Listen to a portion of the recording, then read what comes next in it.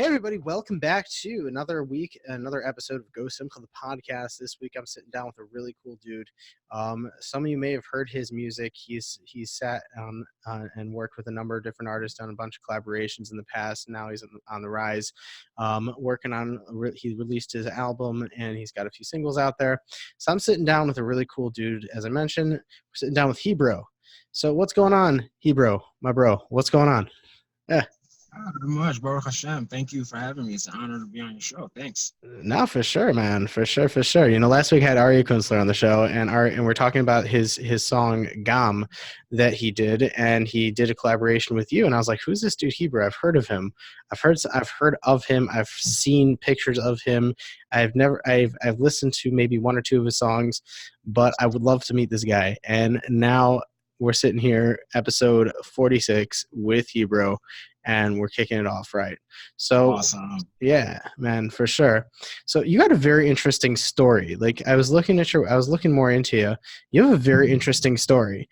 And a lot of people know, some people in your area know it, but most people don't. So why don't you share that story with our listeners? So I was born in Crown Heights, Brooklyn. I was born in Crown Heights, Brooklyn. My parents are Gayrim. They both African-American, and they converted about 45 years ago, So I guess, yeah, it's unique. Me and my twin sister and my 4 older sisters were all born and raised Orthodox Jews. I was born in Crown Heights, moved to North Carolina when I was about 4, and then grew up there till I was about 11, and then moved to St. Louis, Missouri from 11 to 18. Then I moved to Israel for 3 years, and then back to New York for college at Queens, and just kind of been around. That's crazy, man. How was it like growing up in Crown Heights like that back in the day? It was cool. I mean, even though I moved away when I was 4, I still every summer, that's where most of my family lives still. So every summer I was back in Crown Heights. Crown Heights is awesome. Crown Heights is actually one of my favorite places. I ended up moving back there after college. I ended up moving back to Crown Heights for about 5 years, and about 2 years ago I moved away to Muncie. Crown Heights is one of my favorite places. There's a fire there that I love. There's like an energy and a zeal, and I love Chabad. My parents came through. My parents did their Geirut through Chabad, through Rabbi J.J. Hecht, Alba Shalom, was the Av Beit Din for their conversion. So we came up, you know, that Crown Heights, even though my family's Sephardi, we have a deep appreciation for Chabad and Chassidut, and it's like when you're there, it's cool to see how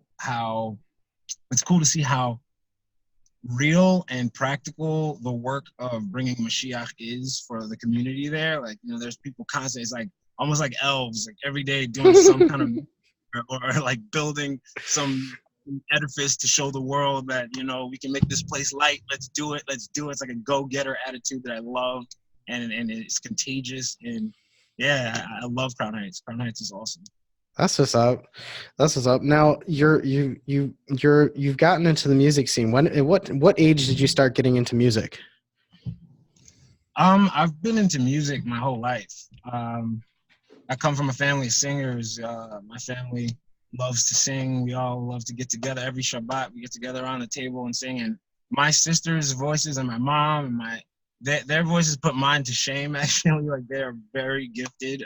But yeah, I grew up with music, loved music all my life. When I first started to actually produce music, it was about 3 years ago, is when I first started to actually produce music. I've always written music as kind of like an outlet for myself. Like I write poetry, and music's always been something that's helped me get through like some tough times. I find music to be incredibly healing for myself. So I write, I write to express. And then I took one of my songs, one of my favorites, one of my poems that I wrote on Tehillim, on Gam Kielech, and put it to a awesome beat, and ended up making a music video for it. Just taking a shot to see, just to see what it would look like and see how it would go over. And thank God people loved it. And I that's when I realized that, I could use my gift to lift people and kind of share Tehillim in a way that I genuinely believe it used to sound like. Like I genuinely believe that when David HaMelech was performing, probably on Wednesday nights or whatever, Thursday nights, and performed, that it had a rhythmic, melodic tone to it. Actually, me and my friends in Crown Heights, when we would get together and be hanging out and we would eat, when we would bench, we would actually put on a hip hop beat and instrumental, and just rap, but just like read benching to the beat, like make music with it. And it's remarkable. I think Tehillim is perfect rap. I think David HaMelech might have been the greatest MC. David HaMelech, first gangster rapper. Yeah, seriously.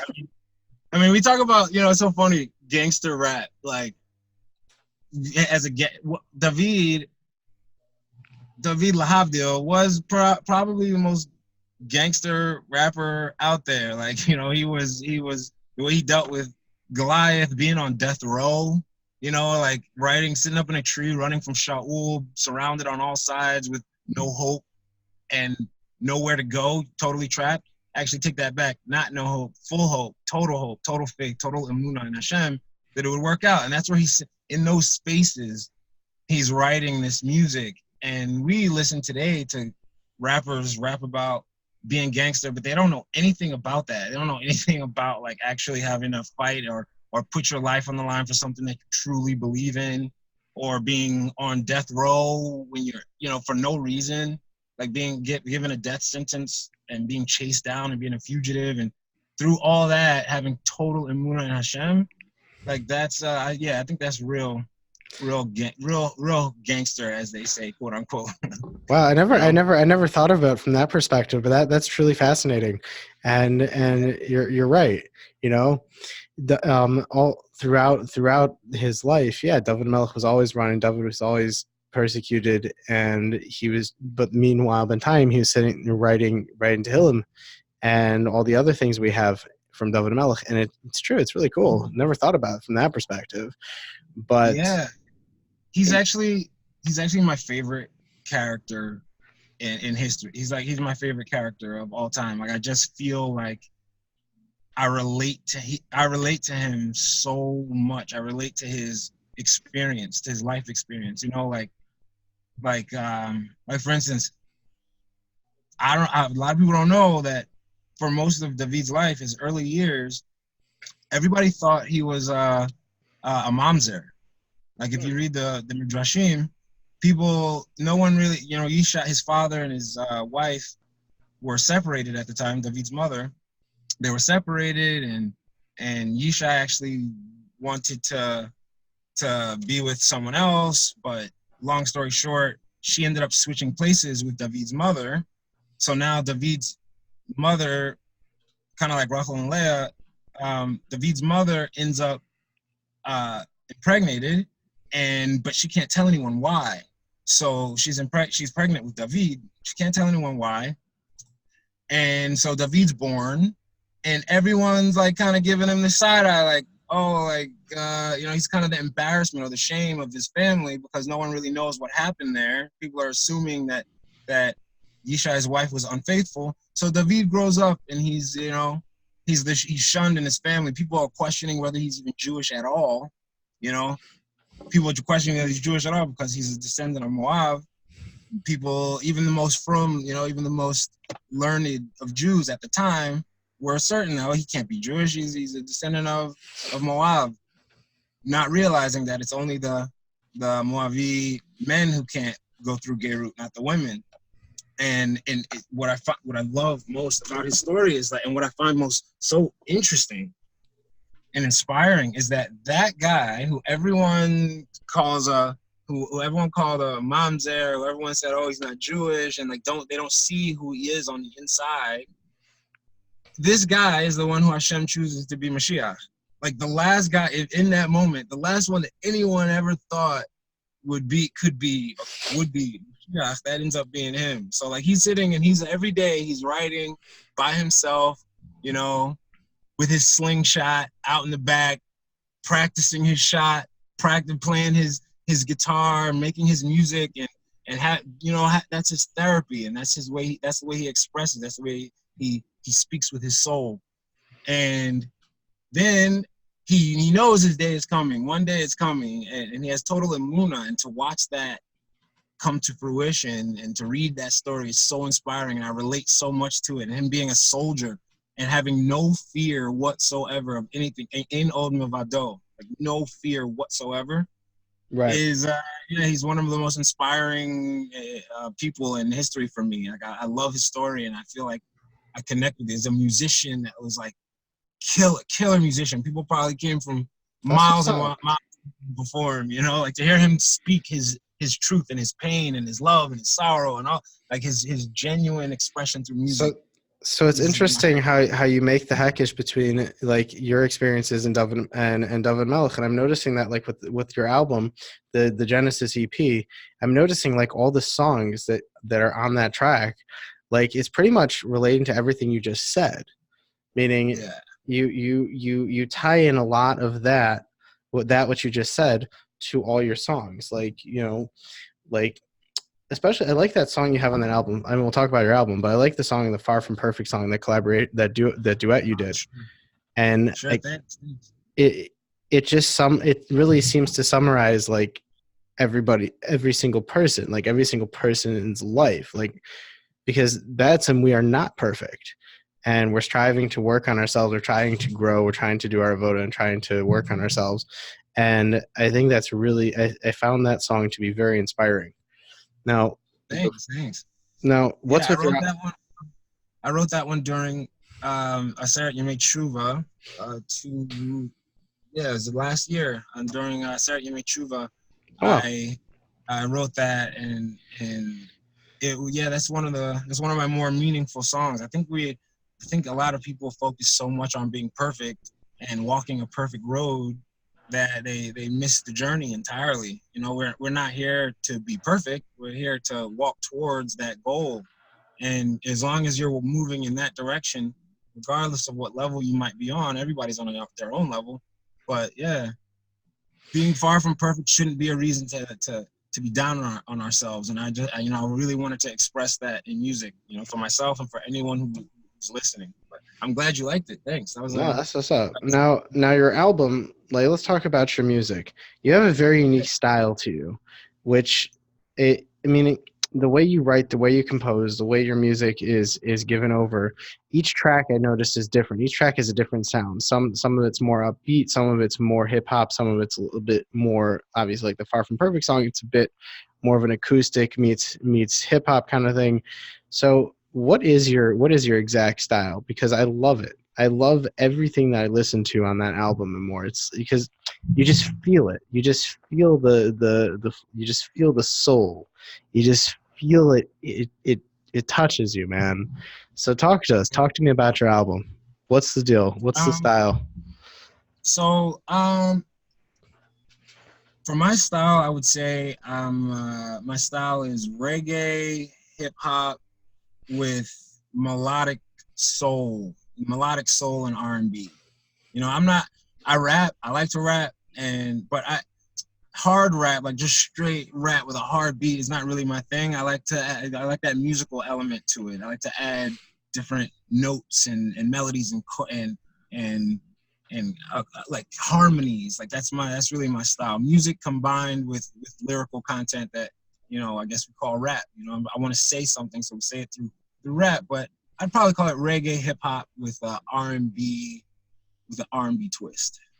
Nice. So yeah, and I wanted to. My EP was really it was really like an experiment to see, because I love all types of music. Like honestly, I have love for so many different genres, and I like to work on my projects in different genres. So I try to add a little bit of everything in my EP. You know, I've tried to put in some R&B with Hallelujah, and a little bit of EDM dance with What Would You Do, and some like soulful laid back rap with Far From Perfect, and some more upbeat dance rap with Let Go, and just kind of use it as a barometer and see what people would like, and try to get some feedback from my fans as far as what they want to hear more of, so that I can produce for them, you know. For sure. It seems like your album follows a theme, like very like from the first track to the last one. It seems like it follows a theme of like inspiration and growth.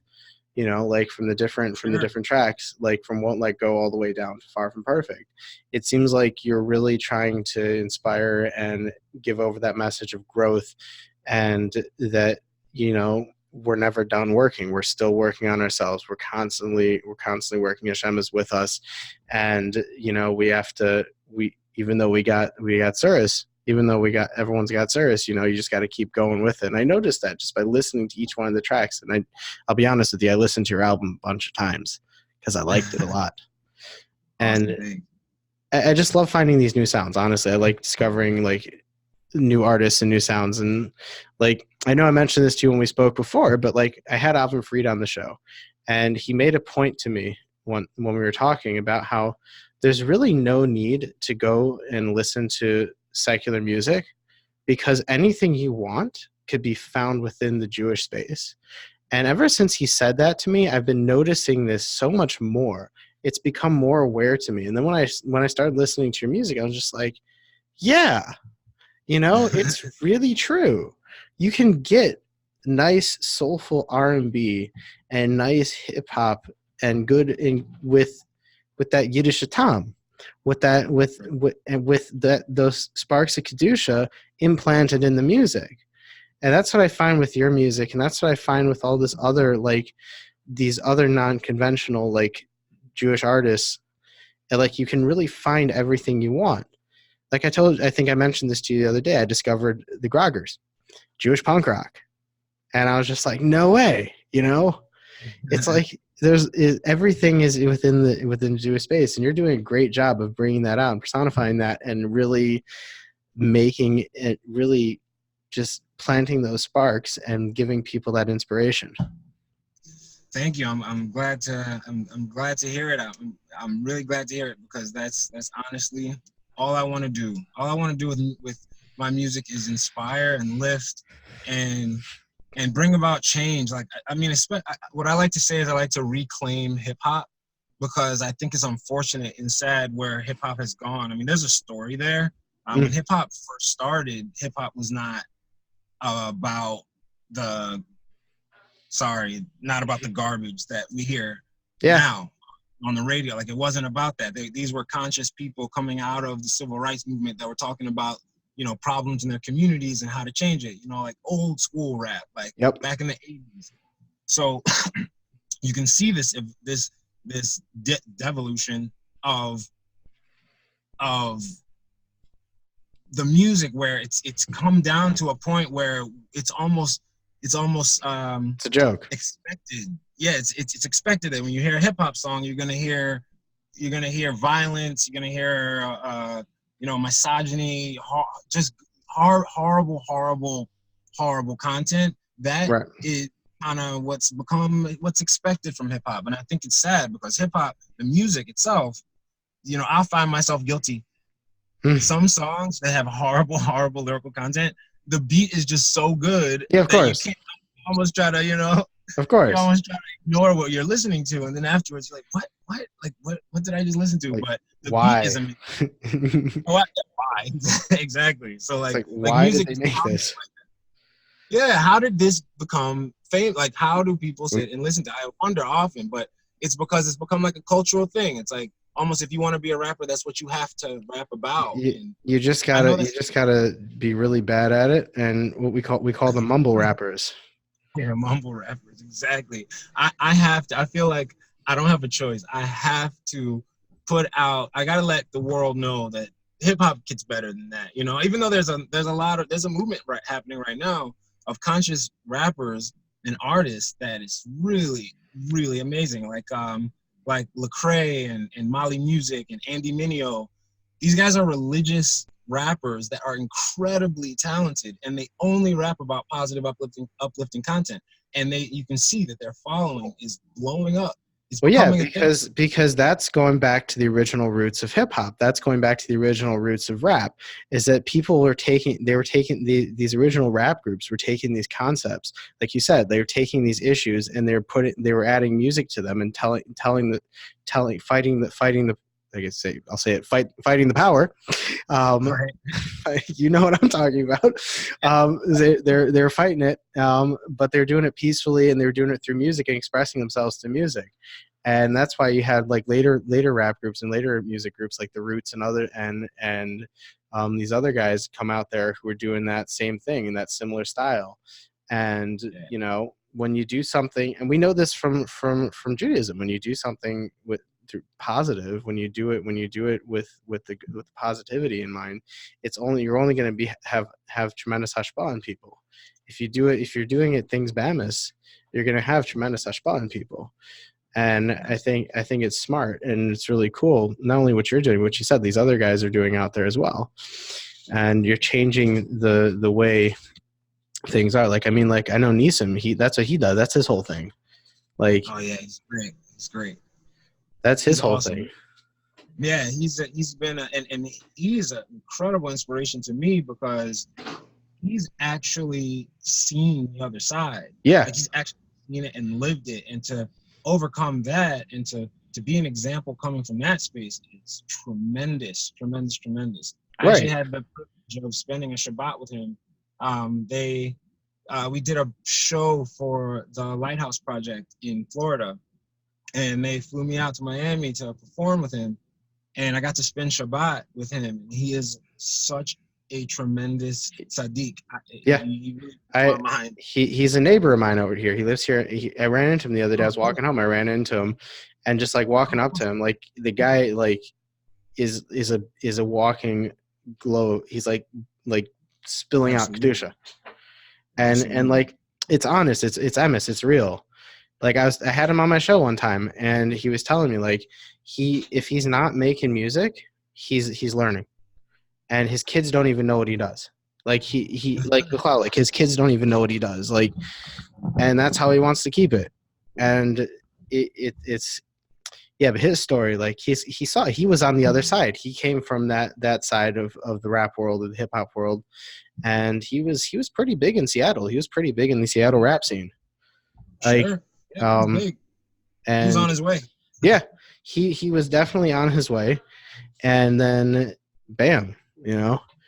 But that's what it is. There's not a lot of people who you could say. There's not a lot of people who would turn that down. There's honestly not a lot of people. There's a lot of people who might say they would, but to be in that position and to be able to be in a position to be successful like that in the non-Jewish world, like in the music industry, for a lot of people to turn that down and change it up and actually decide that I'm going to do this my way on my terms in light and in Torah and in Kedusha and in Emet, that's unique.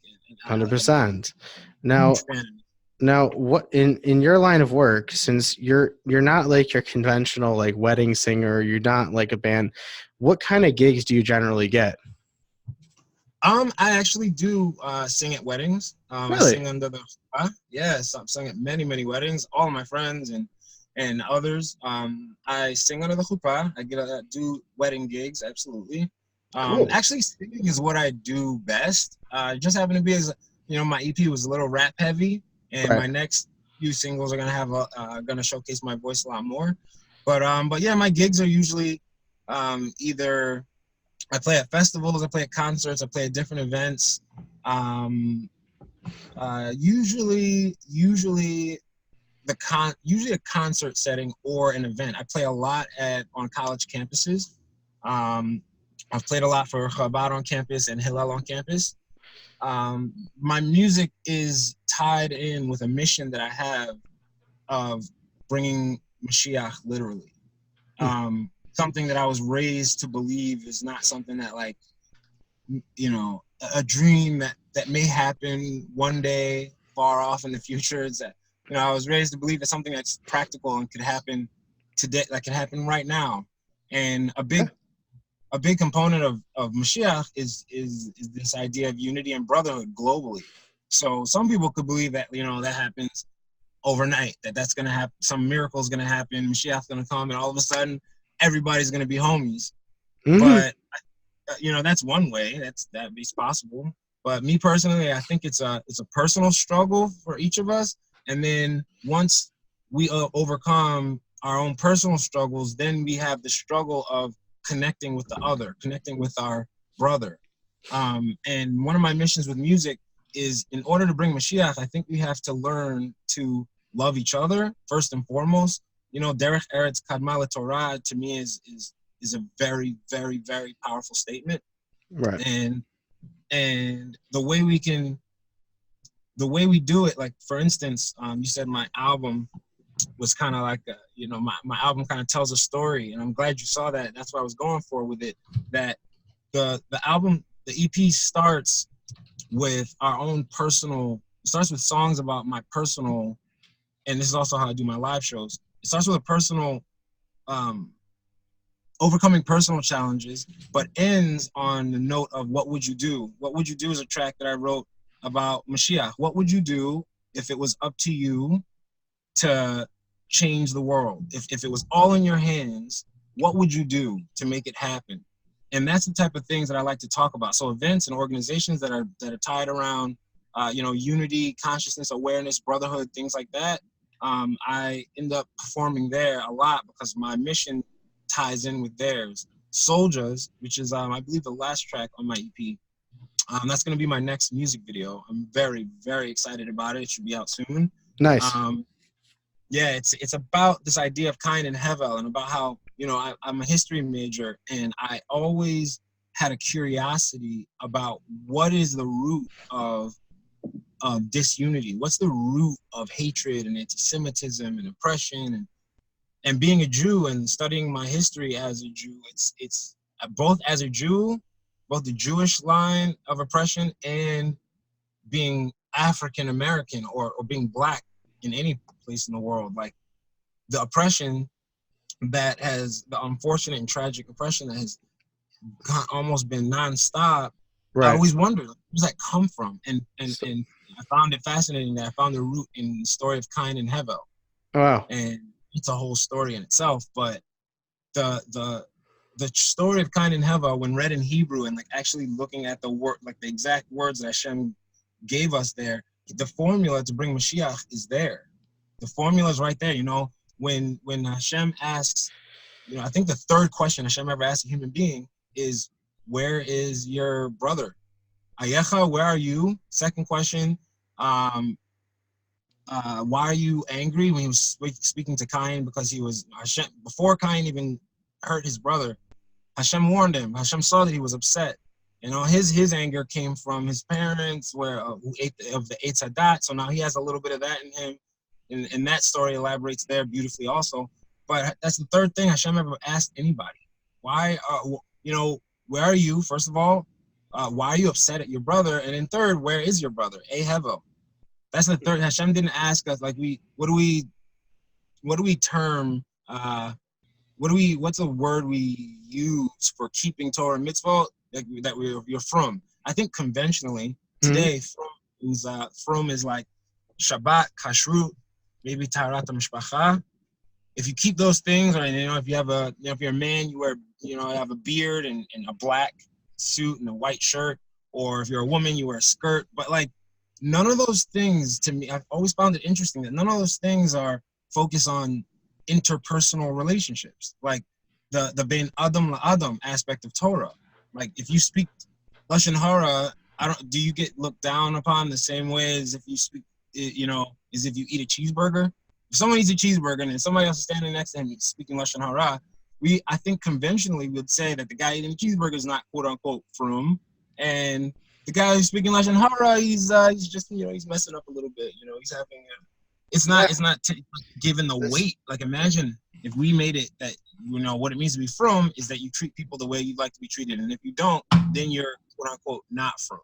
That would be that makes the most sense, and that's one of the many things that, you know, unfortunately, when we're trying to bring Mashiach, that's unfortunately everything's backwards, and everything is like it's opposite day every day, and you know it's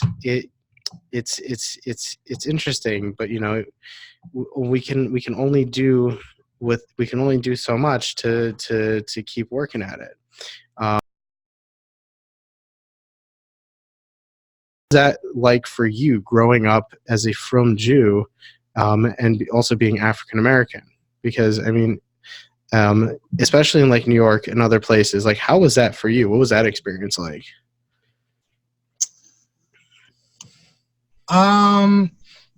It's been a challenge at times, and it's been a challenge at times. Like, for instance, I've been in yeshiva, in Orthodox yeshiva, pretty much my whole life. So that meant I was always the only black kid in my class or my school or my community, for that matter. And I've always lived in the Orthodox Jewish community with my family. So me and my parents, my sisters, and now my nieces and nephews, we were always the only black people in the crowd.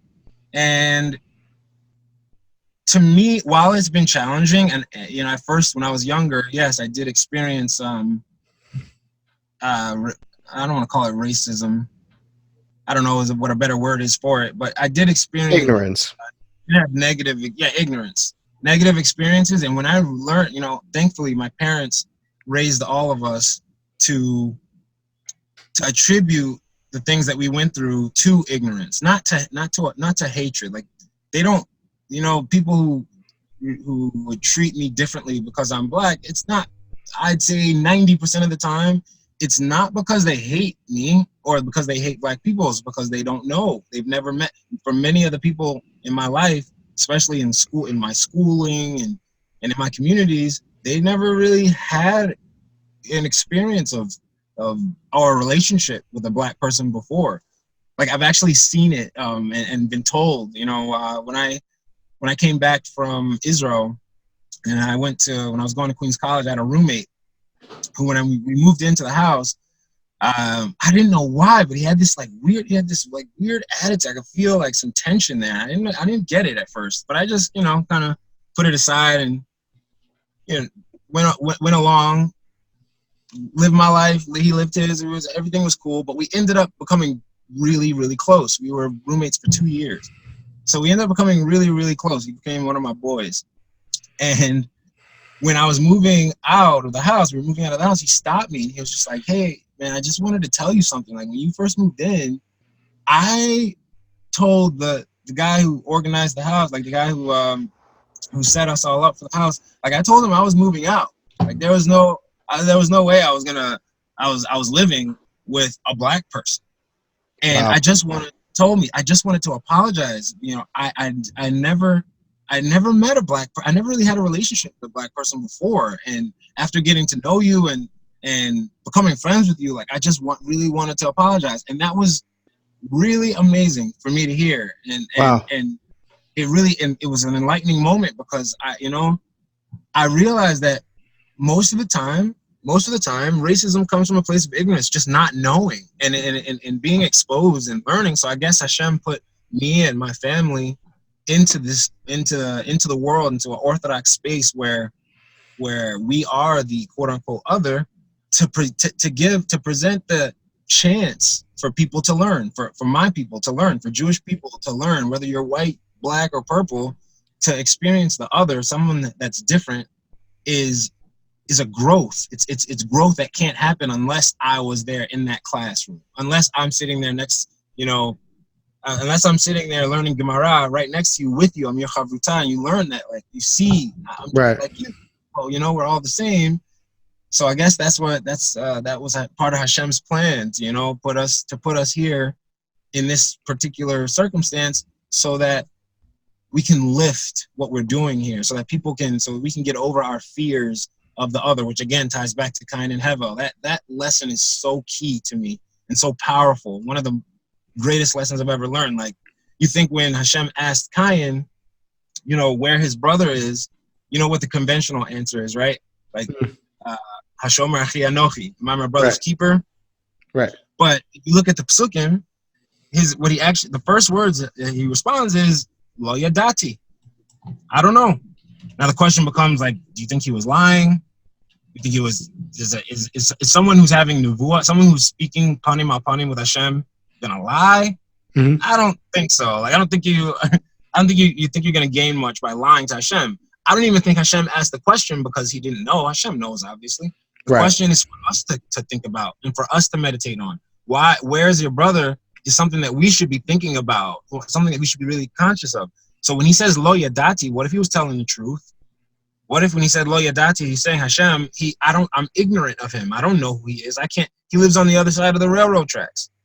He lives on the other side of Eastern Parkway. How could I know? How could you expect me to know anything about him? I don't know where he is.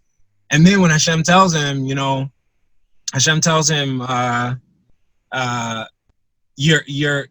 not punishment. The way to fix what he did was for him to go be other, for him to go be a stranger and to wander the world, wander the earth as a stranger. He's the Bachor. You can't take that from him.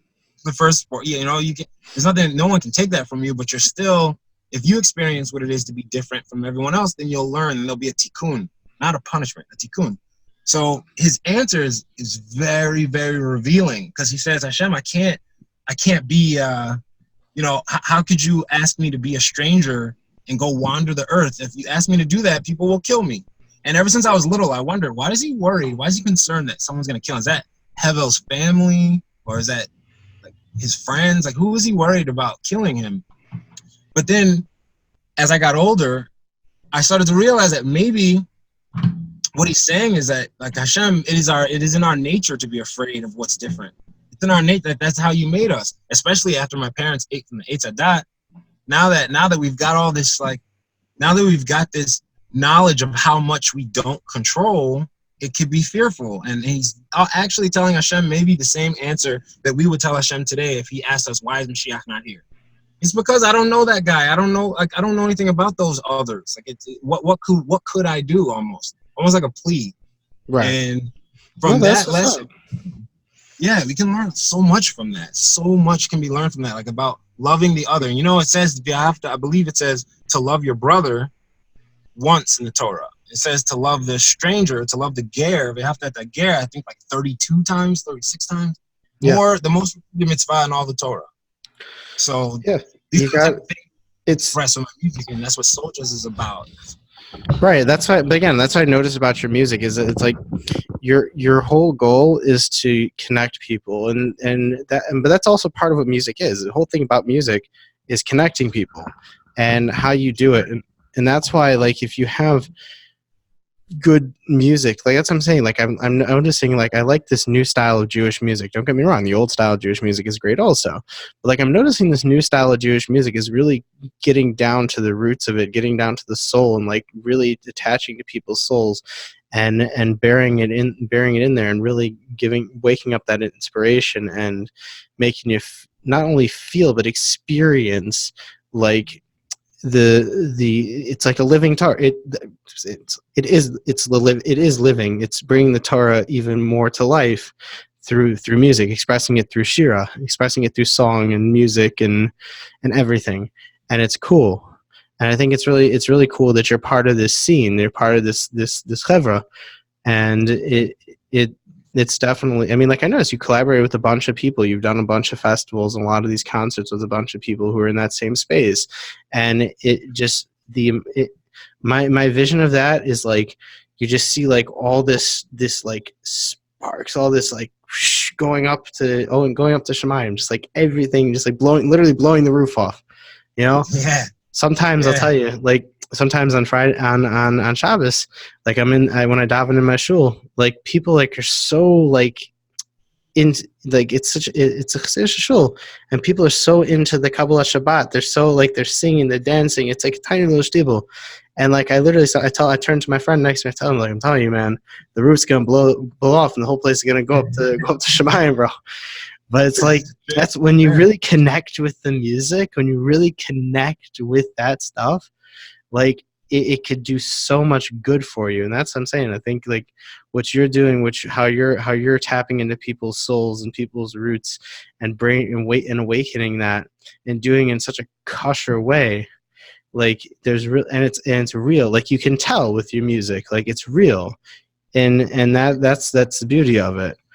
Now, in the Beit HaMikdash, people like when I envision the Beit HaMikdash and what it was like, the experience of being there, music was such, especially in context of when the Beit HaMikdash stood, music was such a huge factor. Music was such a tremendous factor. The Leviim were killing it. Every time you come, you're hearing this live, unbelievable show of people playing music with all their heart and all their soul and in total simcha. Right. And, you only heard it. And like you said, no matter people from all different types of walks of life, like you don't have to even say anything to share in the enjoyment of music. Music's kind of like a universal language, So people would pack the kids up on the wagon and like walk for miles to get to the Beit HaMikdash to hear this live show. And I don't know if you've been to a festival, like the festivals that I've been to, it's amazing to see how everyone there is in such a great mood. Everyone's happy, everyone's sharing, everyone's like in a giving space. And all because everyone has one thing in common, which is that they love this performer, whoever happens to be playing. Like they all have a love for that person's music. So that brings them all together and everyone's happy, everyone's together. Right. It's some beautiful, beautiful space and a beautiful experience. And I think that a big part of what the Beit HaMikdash was this opportunity for people to come from all over the country, from everywhere, walk miles. The Beit HaMikdash would be packed so that they could come and experience this live epic show. And you didn't have a play, you didn't have a pause button, no fast forward, no rewind. Right. You couldn't put on a CD and take it home. You heard it once a year. That was probably the most incredible spiritual experience ever. To hear the best musicians play like that in the Beit HaMikdash on the Shalosh Regalim. For sure. Incredible. No, man, that's what's up. And I got one last question to ask you. How did you come up with the name Hebro? So I actually didn't come up with it.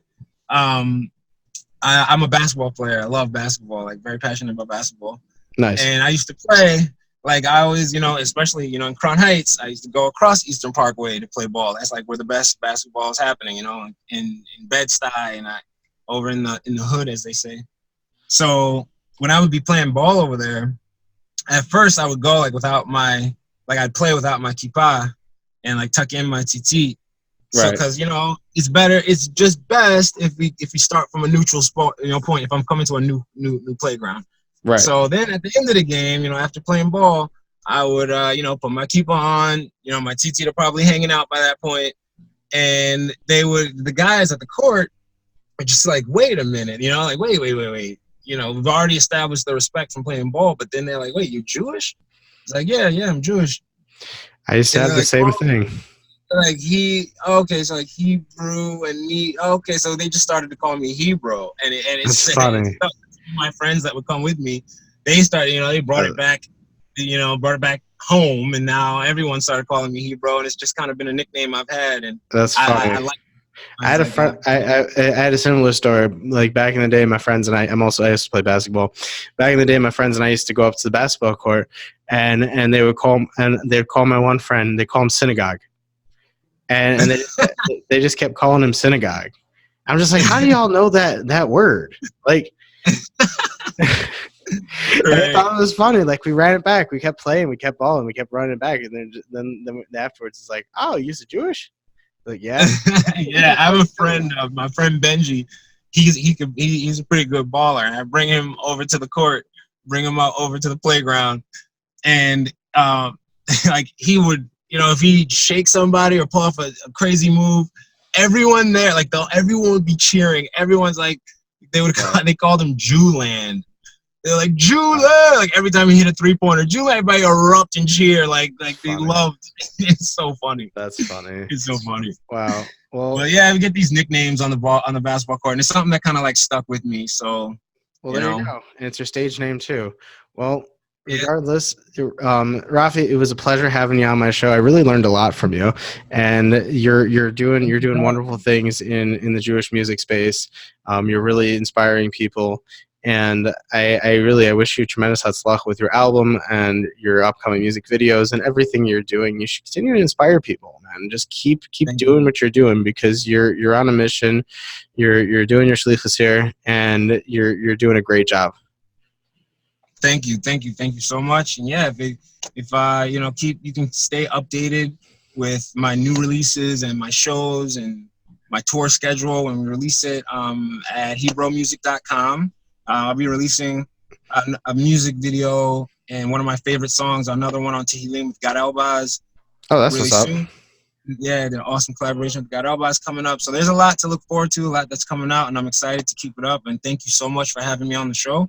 Sure. And I appreciate your words of encouragement and inspiration. And Bezrat Hashem, I can keep carrying the torch. Thank you so much. For sure. My pleasure, my friend. All the best. All right, brother. Take care.